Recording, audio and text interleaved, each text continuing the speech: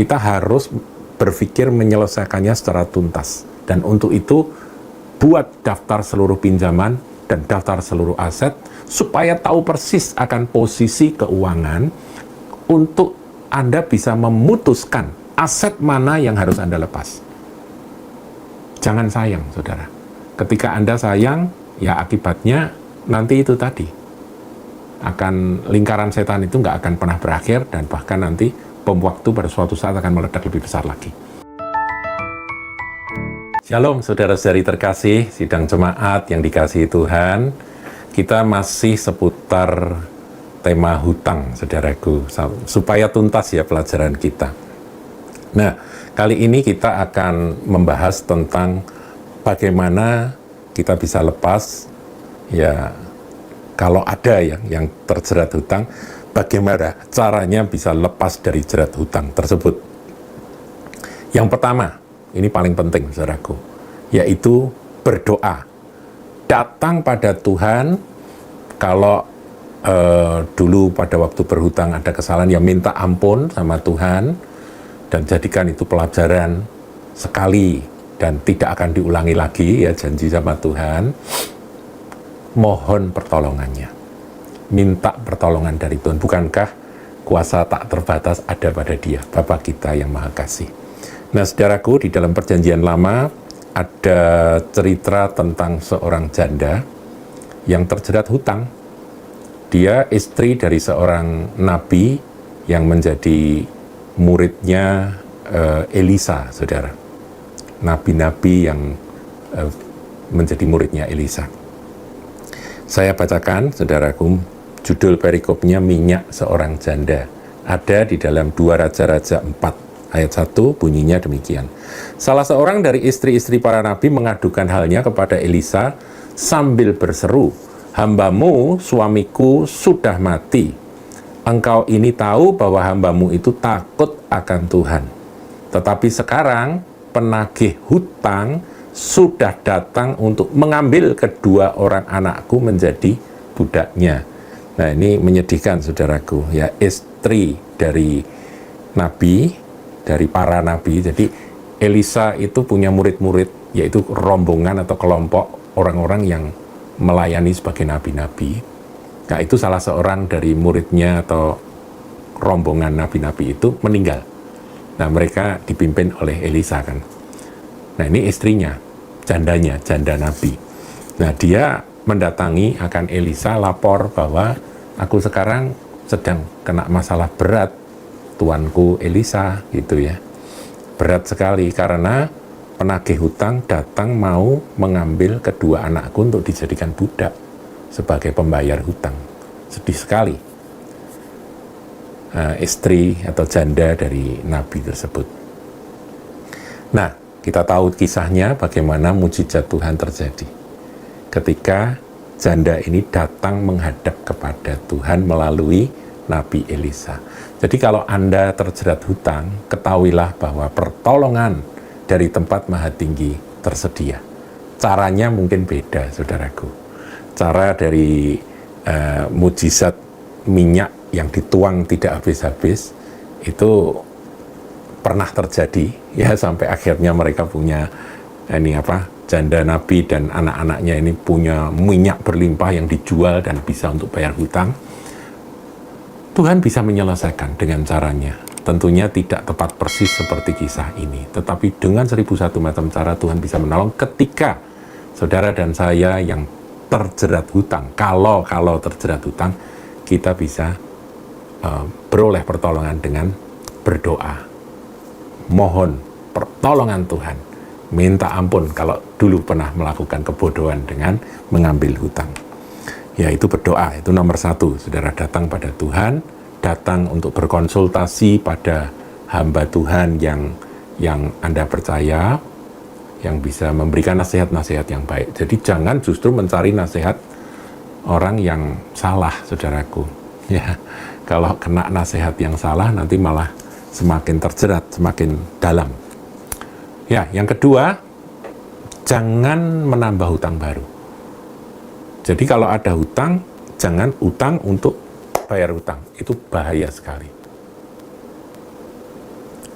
Ya memang kalau situasinya terdesak, artinya ini penagih hutang yang ini ngejar dan ini adalah orang yang salah, jadi bukan hutang bank atau hutang yang normal-normal, tetapi hutang yang abnormal, ya itu memang risikonya berat. Biasanya orang kebingungan dan kemudian menambah hutang baru untuk menutup akan lubang ini, lubang tagihan-tagihan ini berikut bunganya. Bunganya ada kalanya nggak masuk akal, saudaraku. Tapi intinya, prinsipnya jangan menambah hutang yang baru, saudara. Kemudian yang ketiga, nah ini sudah mulai sifatnya praktis ya. Kita harus secara teknis dan praktis itu membuat daftar seluruh pinjaman. Sebetulnya kewajiban hutangku ini berapa, pinjamanku ini ada berapa, itu di daftar seluruh pinjaman. Kemudian seluruh aset yang ada, asetku ini ada apa saja, ini juga kita daftar dengan teliti. Sebab ada banyak orang yang terjerat hutang itu menipu diri sendiri, saudaraku. Mereka merasa sudah cukup lega kalau masalahnya itu tertangani saat itu. Itu keliru sekali. Dia tidak mikir bahwa nanti beberapa bulan yang akan datang akan pecah lagi. Bahkan lebih besar. Ya, jadi bom waktunya itu lebih besar lagi. Dia hanya menyelesaikan saat ini saja. Nah, itu berbahaya. Kita harus berpikir menyelesaikannya secara tuntas. Dan untuk itu, buat daftar seluruh pinjaman dan daftar seluruh aset, supaya tahu persis akan posisi keuangan untuk Anda bisa memutuskan aset mana yang harus Anda lepas. Jangan sayang, saudara.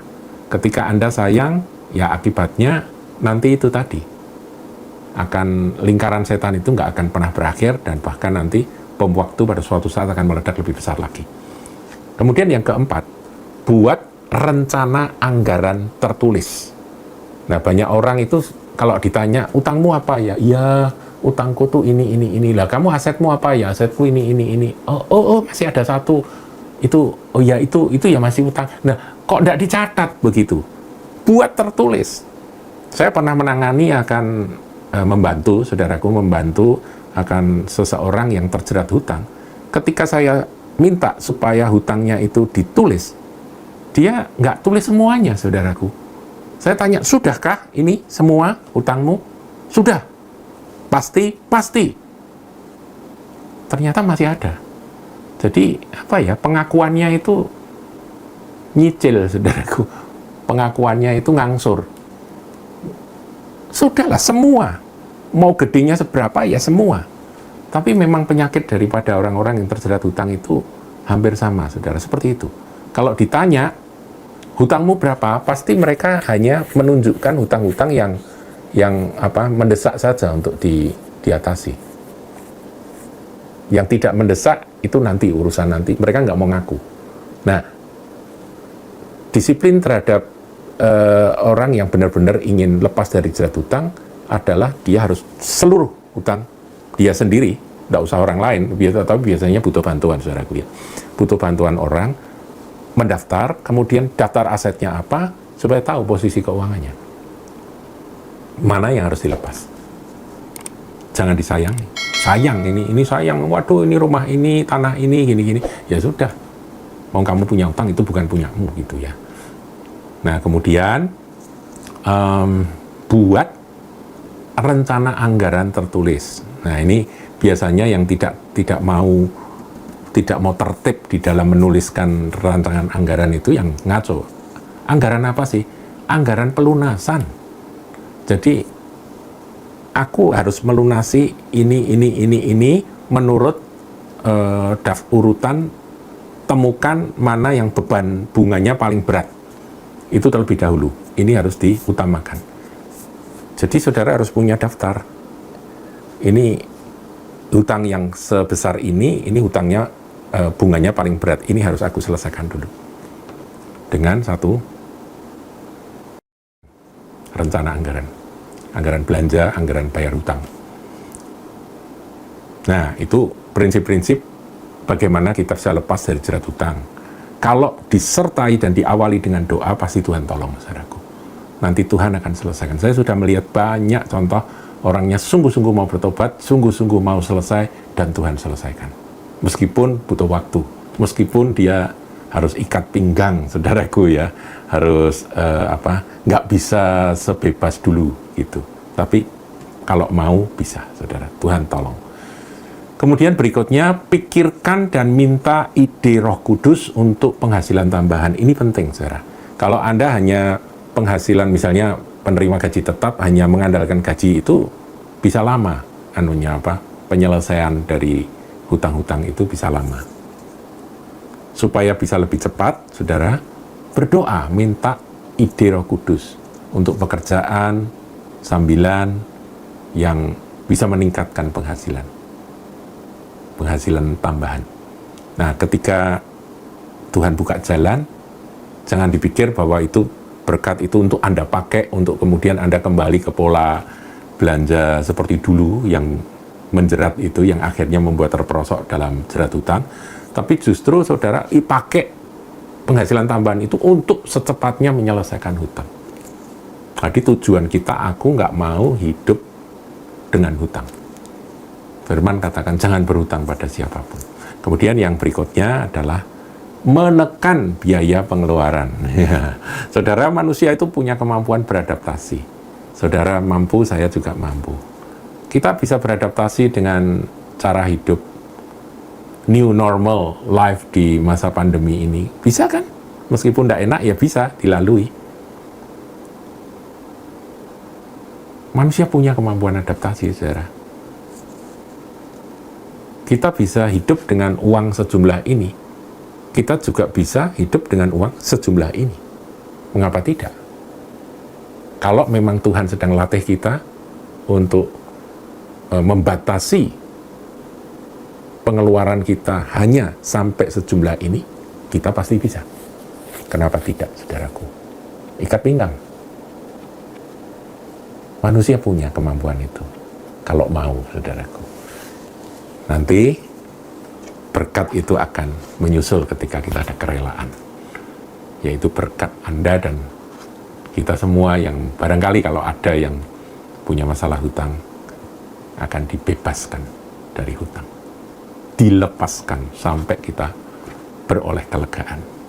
Tuhan Yesus memberkati. Jangan lupa like, comment, share, dan subscribe channel GKBK Hal Semarang.